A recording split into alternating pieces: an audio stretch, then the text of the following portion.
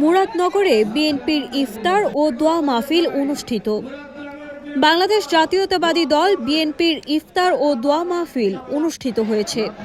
শুক্রবার কুমিল্লা জেলার মুরাদনগর উপজেলার শ্রীকাইল কেকে উচ্চ বিদ্যালয় মাঠে এই ইফতার মাহফিল অনুষ্ঠিত হয়েছে। শ্রীকাইল ইউনিয়ন বিএনপি ও অঙ্গ সংগঠনের আয়োজনে অনুষ্ঠিত ইফতার মাহফিলের প্রধান অতিথি হিসেবে ভিডিও কনফারেন্সে বক্তব্য রাখেন বিএনপির কেন্দ্রীয় ভাইস চেয়ারম্যান ও সাবেক এমপি কাজী শাহ মোফাজ্জল হোসাইন কায়কোবাদ। বিশেষ অতিথি হিসেবে উপস্থিত ছিলেন উপজেলা বিএনপির আহ্বায়ক মহিউদ্দিন অঞ্জন।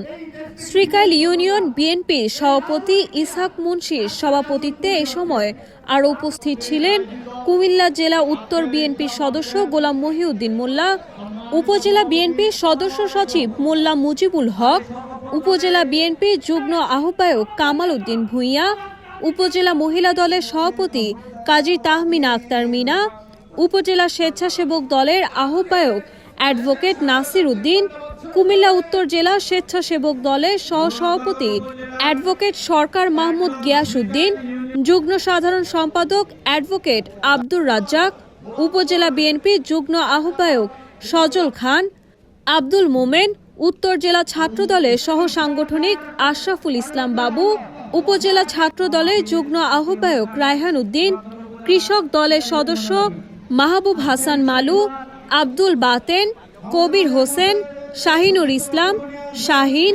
শিপন, নাজমুল হাসান প্রমুখ। এ সময় উপজেলা বিএনপি ও অঙ্গ সহযোগী সংগঠনের সকল স্তরের নেতাকর্মীরা উপস্থিত ছিলেন।